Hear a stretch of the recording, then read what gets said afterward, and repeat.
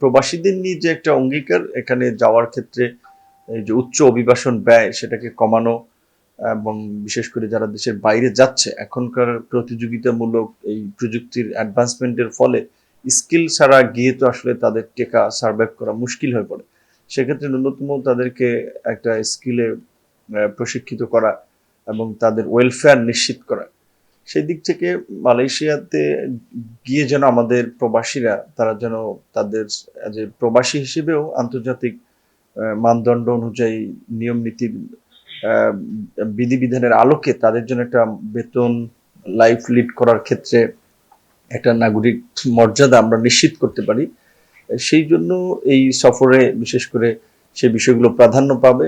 এবং আমাদের দেশের অনেকে আছে যে ওখানে অবৈধ হয়ে আছে। অবৈধ দুই ধরনের, একটা হচ্ছে যে যারা ওয়ার্কিং ভিসায় গিয়েছে তারা যদি আপনার ধরেন অবৈধ হয়ে থাকে তাদের জন্য সরকারের পক্ষ থেকে অনুরোধ করা যায় যে বিবেচনা করার জন্য। আর যারা গিয়েছে অবৈধভাবে ধরেন ওই আপনার আন্দামান হয়ে কিংবা থাইল্যান্ড হয়ে কিংবা ট্যুরিস্ট ভিসায়, তাদের বিষয়ে তো আপনার বৈধ করার জন্য সুপারিশ করার তো প্রশ্নই ওঠে না, কারণ এটা একটা দেশের আত্মমর্যাদার প্রশ্ন যে আপনি আসছেন অবৈধ পথে, আপনারা আমি কিভাবে বৈধ করার জন্য আরেকটা দেশের সরকারের কাছে আমি অনুরোধ করতে পারি। কারণ হচ্ছে যে এখানে আমাদের যেমন ইটালিতে ইউরোপের কিছু দেশে অবৈধভাবে যাওয়ার ফলে আমরা কিন্তু আন্তর্জাতিক পরিসরে এটার কারণে প্রশ্নবিদ্ধ হই যে তোমাদের দেশের লোকেরা কেন আইন মানে না, কেন অবৈধভাবে আসতেছে। সো যারা অবৈধভাবে যাচ্ছে তাদের বিষয়ে বৈধ করা নিয়ে আমরা নীতিগতভাবে আসলে কিছু করতে পারি না। হয়তো আমাদের একটা মানবিক ফিলিং আছে দেশের নাগরিক হিসেবে, কিন্তু এটা কিন্তু ওই বাইল্যাটারাল আলোচনায় তোলা যায় না। বরঞ্চ ওই দেশের সরকারও কিন্তু চাপ দেবে যে তোমাদের দেশে অবৈধ লোককে তোমরা নিয়ে যাও। সেক্ষেত্রে আমরা অন্তত যারা ওয়ার্কিং ভিসায় গিয়েছে তারা যেন ওখানে বিশেষ করে একটু সুযোগ পায়, সে বিষয়ে তো সরকারের পক্ষ থেকে একটা রিকোয়েস্ট থাকবে। পাশাপাশি আমাদের এই সম্ভাবনাময় বাজারটা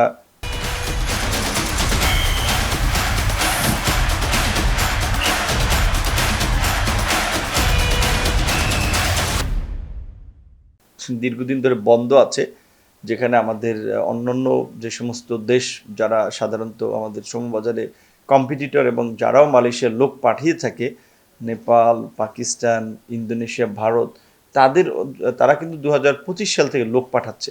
সো আমরা যখন আমাদের এই দিক থেকে বন্ধ আছে তখন কিন্তু আমাদের লোকজন দেখা যায় একসাথে যদি আমরা সুযোগ পেতাম, আমাদের জন্য যদি ওপেন হতো, তাহলে কিন্তু অনেক লোক এতদিনে চলে যেত। সো সেই ক্ষেত্রে এই বাজারটা খোলা যায় কি প্রক্রিয়ায় এবং সেখানে একটা স্বচ্ছতা নিশ্চিত করা, এবং যেটা মালয়েশিয়ার প্রধানমন্ত্রীরও আমি স্টেটমেন্ট দেখেছিলাম যে জিরো কস্ট উনি বলেছেন। এবং বিশেষ করে এই যে আপনার যারা মালয়েশিয়া যাচ্ছে অনেক ক্ষেত্রে তাদেরকে জিম্মি করে কিংবা আপনার বিশেষ করে দৃশ্যমান দেখা একটা কস্ট, কিন্তু ভেতরে আর একটা সেটা বড় কস্ট। তো এটাকে দাস প্রথার সাথে তুলনা করেছেন মালয়েশিয়ার প্রধানমন্ত্রী আনোয়ার ইব্রাহিম সাহেব।